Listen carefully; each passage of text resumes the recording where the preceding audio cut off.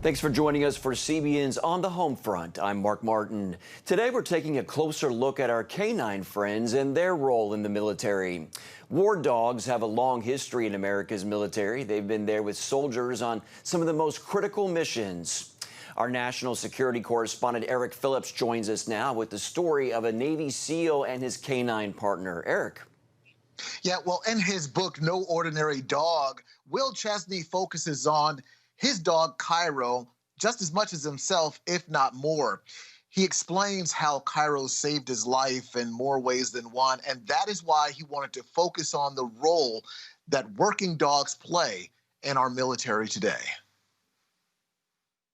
You know, I don't like talking about myself, but I'll talk about Cairo. He's pretty easy to talk about. 36-year-old retired Navy SEAL Will Chesney says he's always had a love for dogs and knew as a teenager he wanted to be a Navy SEAL.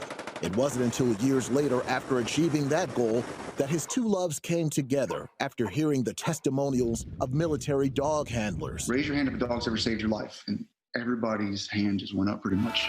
The first time I met Cairo was at Dam Neck at the training facility. And I remember him coming out towards the bunkers that we were working on, and he was a good-looking, laid-back, calm dog. He had a great bite. He was a really good worker.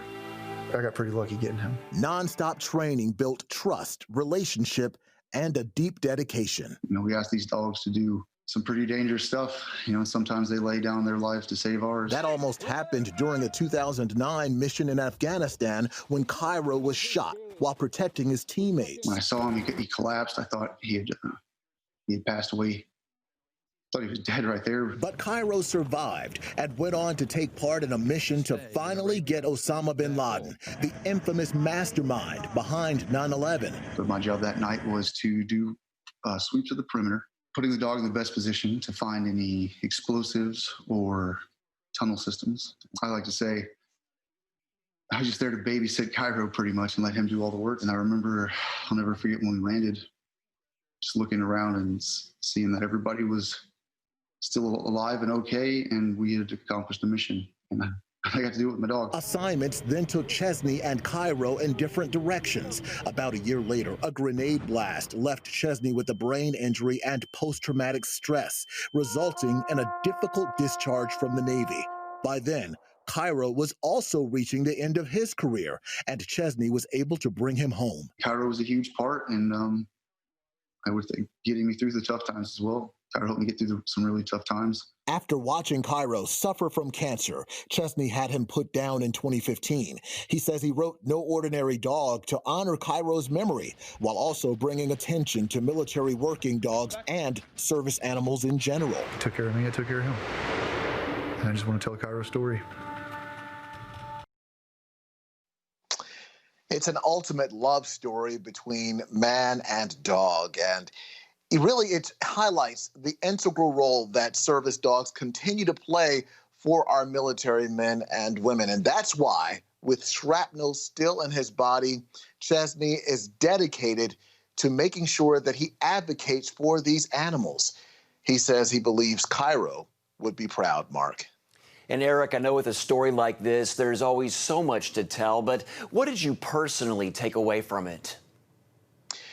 It was really just a feeling of how much there was dedication and how much love there was between Will Chesney and Cairo. Having an opportunity to talk to Will about how he and Cairo did everything together. It wasn't just performing these missions together. There's a trust and a love that is developed over the course of time, both when you're working and when you're not working.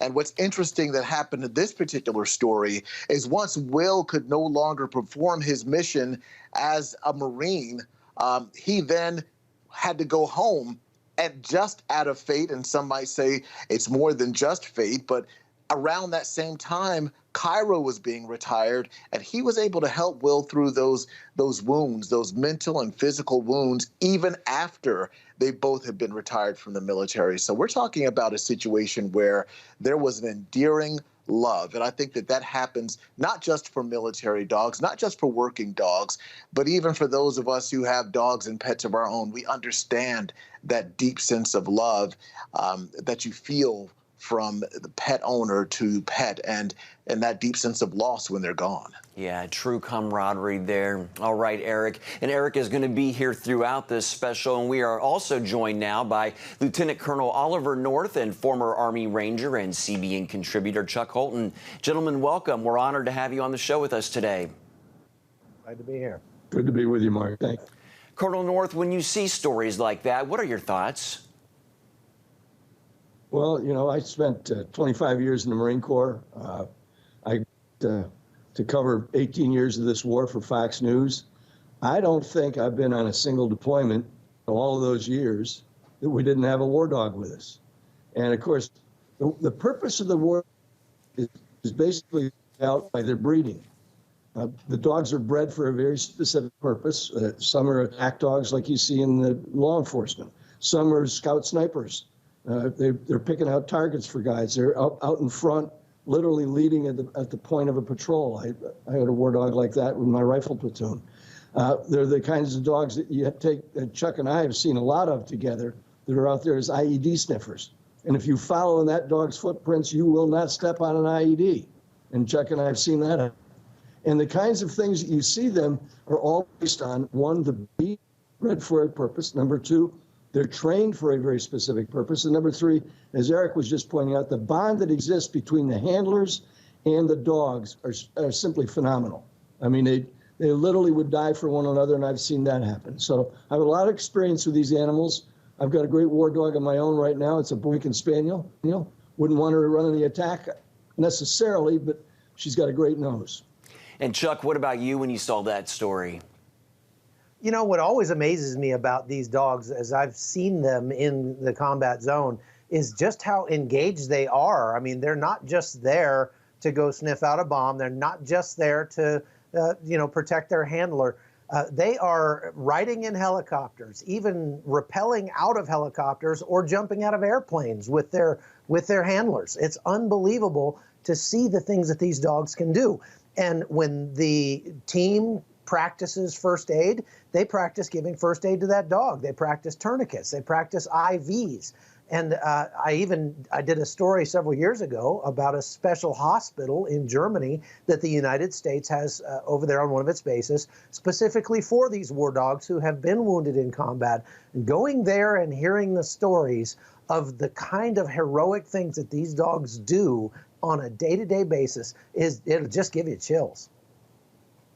Yeah, well, I have a question actually for both you and for Colonel North. When you're talking about working with these dogs in this type of capacity that you just talked about, does it make you better understand why dogs are called man's best friend? Well, there's no doubt. Look, first of all, I don't mean this to in any way offensive to my Special Forces guys and my Ranger pals, that the streets of heaven are guarded by United States Marines. That's a hymn. So we also know from Hesitations 4:11 that all dogs go to heaven.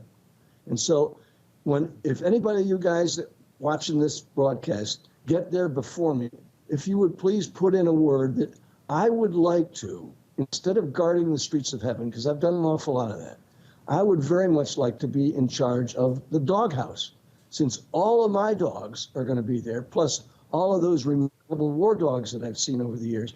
And I'll be in charge of feeding them and petting them and playing with them for all eternity. It's, as we know, and one of them's got.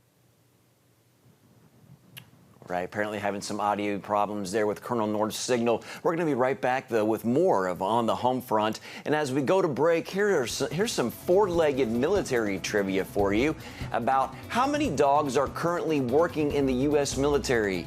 You see the possible answers there. We're going to come back with the solution.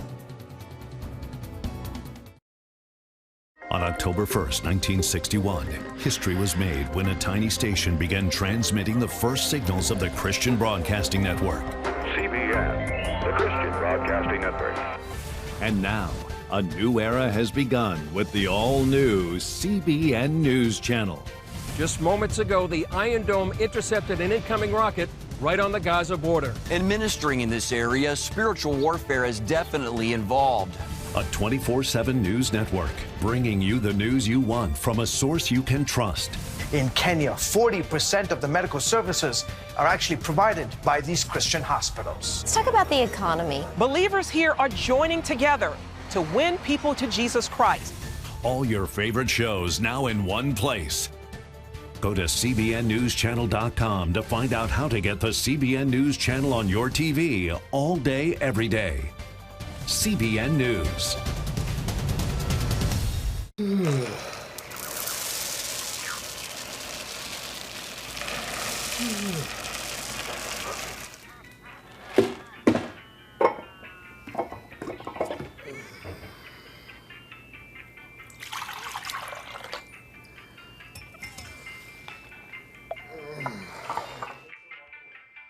Life is better with a good night's sleep.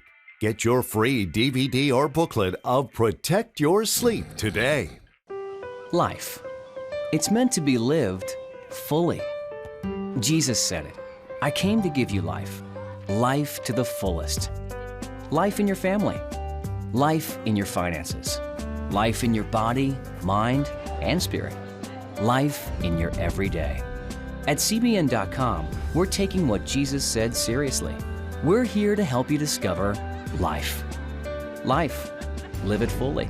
CBN.com. And welcome back to On the Home Front. The answer to our question on how many dogs serving in the U.S. military, about 1,800 or 2,000 authorizations for military service dogs are in active duty. About 2,000 authorizations for military working dogs. Eric. Yeah, that number sounds kind of large, but when you think about the work that the military does, you know that you need kind of all hands and in some cases all paws on deck. I want to make a correction, though. I did say in the last section that Will Chesney was a Marine. In fact, he was a Navy SEAL. I'm sure that our Marines also find great solace in the help they get from working dogs as well. But Will Chesney was a Navy SEAL. But Colonel North, does it surprise you that number of dogs that we find that are in the military? Does the number that Mark just mentioned surprise you? Oh, no, not at all. And every deployed Marine unit has a scout. Well, every single Marine unit that deploys takes with them a dog, at least one. And if it's a larger unit, when the 5th Marines was in the attack from Kuwait all the way to Baghdad, they had at least a dozen with them. And those dogs all had different purposes. Some were IED detectors. Some were bred to be, for example, in the footage I sent you guys that shows that wonderful yellow lab playing with his on the back of an armored vehicle. That's that dog's armored vehicle. The Marines just get to ride in it with him. And that vehicle is normally in the front of the attack. And the dog gets played with. And it gets to play with the other guys because that's an IED detector. It's different than an assault dog or an attack dog. It's different than a scout dog. And that dog has not only been bred for that purpose, but also been trained for that purpose. And you can see in one of those the still taken from my helmet cam, that's a still taken of that same dog and his handler who just joined a helicopter assault unit in the largest helicopter assault in the entire Afghan war. And I was going on that, and that's why I'm walking up to it. And those guys are kneeling in prayer. They're not giving high fives because Dexter, the dog, is going to be with him, and his handler.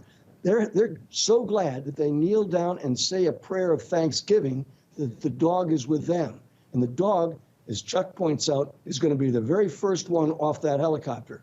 And I'm going to be following right in that dog's footsteps, because if that dog gets out in front of me, I don't want to step on an IED, and I know the dog won't.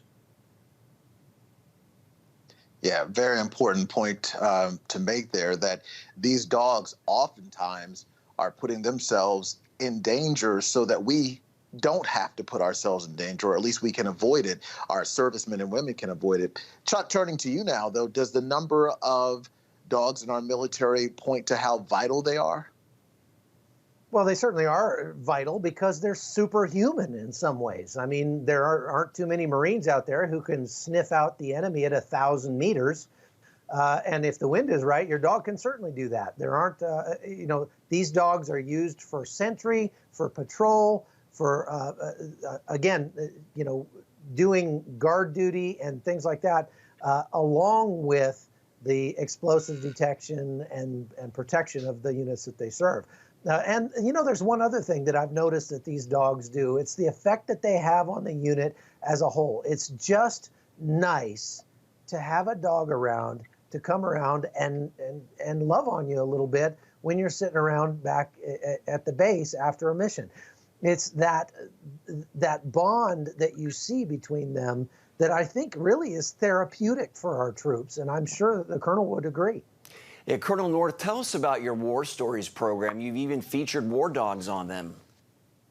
We did. We did one on animal warriors, and I suppose it's still available up on Amazon, or at Fox News at least.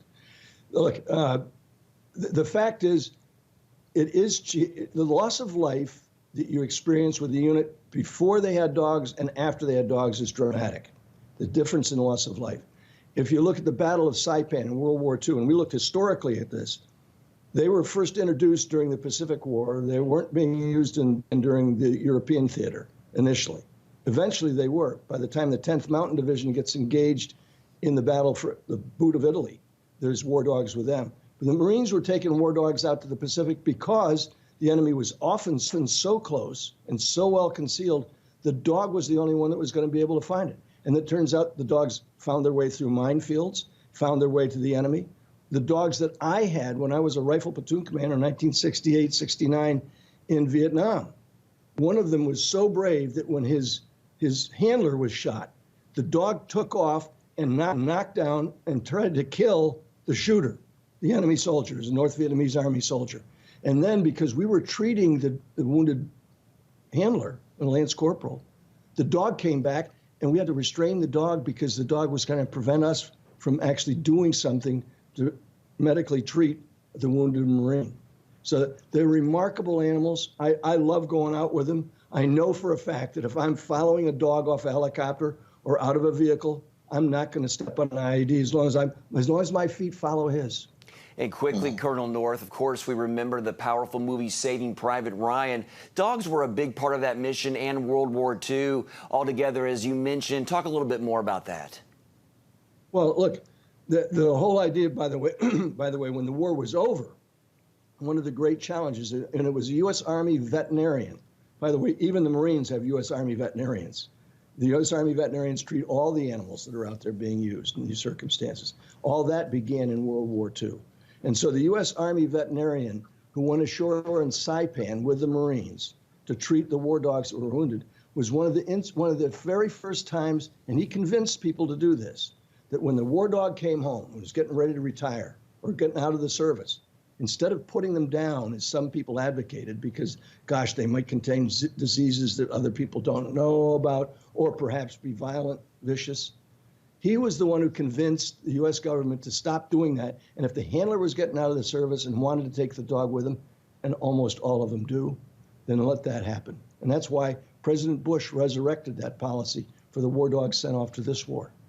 All right. Thank you, gentlemen. Well, we have some more war dog trivia for you at home. When did dogs officially start serving in U.S. military conflicts? You got a little hint in the previous interview. The Revolutionary War, World War I, World War II, or the Vietnam War? We'll be back with the answer. Introducing the CBN Bible from CBN.com. Now, an easier way to study the Bible and grow in your faith. Highlight your favorite verse. Read separate versions at a glance. Click and read a commentary. Or cross-reference your favorite verse using the Strong's Concordance. All the right tools to study the Bible, all in one place. The CBN Bible, available at cbn.com/Bible or the iTunes App Store. This is CBN Newswatch. Thanks for joining us. Watch breaking news, exclusive stories and programs, credible news reporting. We show you what's happening in the world and how you can pray about it. This is CBN Newswatch, because truth matters. Weekdays at 5 on the CBN News Channel.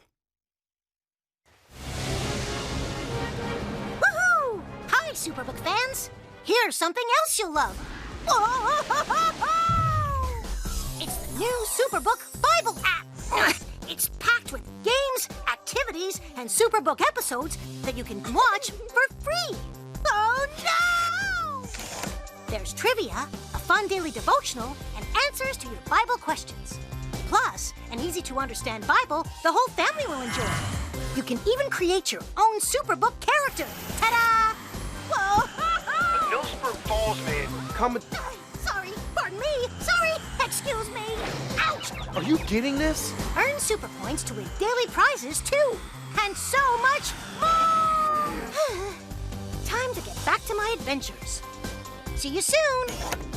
It's the new Superbook Bible app. Free downloads on iTunes, Google Play, and Amazon. The answer to our last trivia question is World War II. Dogs have fought in every conflict since the Revolutionary War, but did not officially become part of the armed forces until World War II. We are back now with my co-host Eric Phillips, Lieutenant Colonel Oliver North, and CBN News contributor and former Army Ranger Chuck Holton. Gentlemen, a lot of movies out there, many of them based on true stories like Megan Levy and Max. Let's talk about them. Colonel North, we see in Megan Levy's story just how much these war dogs can change a soldier's life for the better. Elaborate on that. Well, let me just, because we only have a little bit of time left, let me just play the trivia game with you all. What is the most famous war dog who's killed a terrorist in recent days? Anybody remember his name? You got me. I don't know. Al-Baghdadi, hunted down by Conan, yes, the war dog. Wow. Yeah. I couldn't remember his name, but I do remember that. Yeah. There'll be a great movie about that, But talk a little bit too. about how dogs make lives better for soldiers. Well, because it brings a touch of home. I mean, the fact is, almost everybody knows somebody, or they themselves have a dog at home. It brings you that connection to something with whom you can feel great affection, and it's going to help you every day on the battlefield. And sometimes you get to play baseball with them because they'll go retrieve the ball that went over your head. All that kind of stuff. It's very important to the morale of the troops. And Eric, you had a question? Yeah, well, the movie Max, when we were talking about all these different movies that were made about military dogs, the movie Max talks about how a handler was killed and the stress that had on that dog. And Chuck, the fact of the matter is, combat is tough on the animals as well, right? Well, of course it is, but these dogs are so loyal and so pure-hearted that they will do anything in order to protect their handler and stay with their team. Now, I've seen, like I said, it's amazing to me. If you imagine how sensitive a dog's hearing is, for a dog to get on a helicopter, this screaming machine that's going to lift up into the air and fly away, that is not natural. There are very few animals that would willingly do that. But I've seen dogs do it all the time because my handler got on that screaming machine, so I'm going to get on there too. Wow. All right, we're going to leave it right there in this block, but don't go anywhere. We have more of On the Home Front after the break, but we do have another trivia question for you. Where do almost all military working dogs receive their training? See the options there? Your answer is next.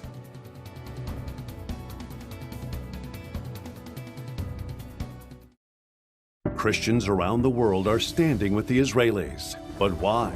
In CBN's free magazine, Friends of Israel, you'll discover why Christians are supporting the Jewish state, how Israel is fulfilling prophecy as a light to the nations, and ways you can pray for the people of Israel. Israel needs the support of friends like you. Call now or go to cbn.com to get your free copy of Friends of Israel. Heavenly Father, we do thank you for the work of your Spirit, Lord God, with this movement of getting the Bible, yes, Lord, into public schools.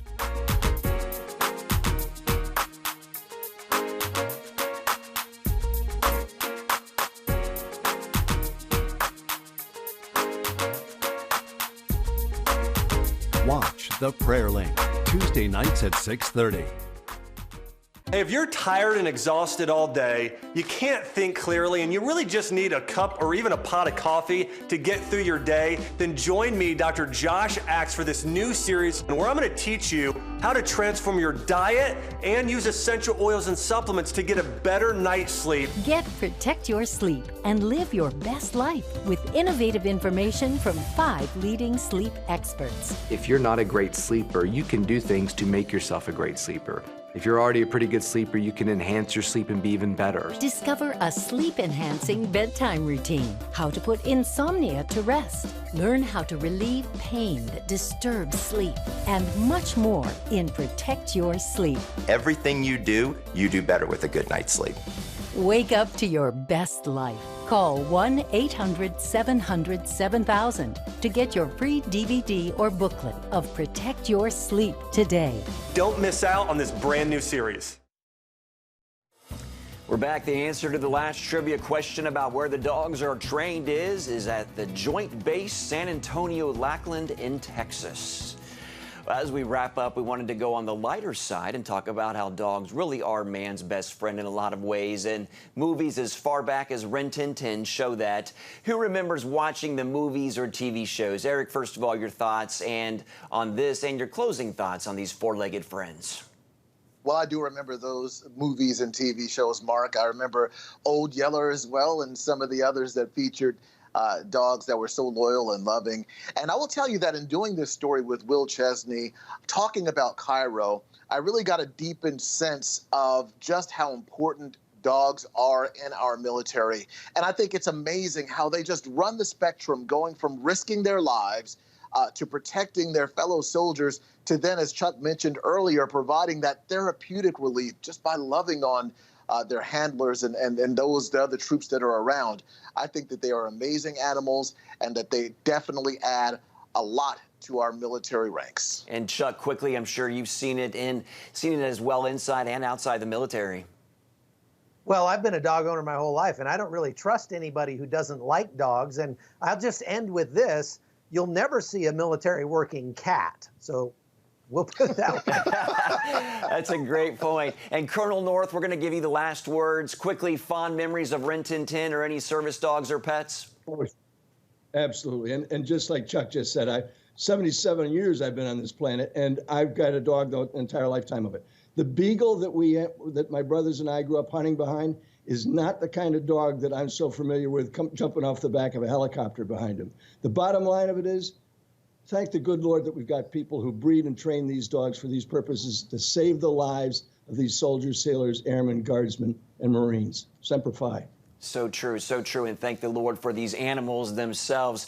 Gentlemen, thank you all for your time. Eric Phillips, Chuck Holton, and Colonel North, we really appreciate it and hope you enjoyed it today as we talked about war dogs. And that's going to do it for today. We hope you all join us next time. Have a great day. Thanks again for watching On the Home Front.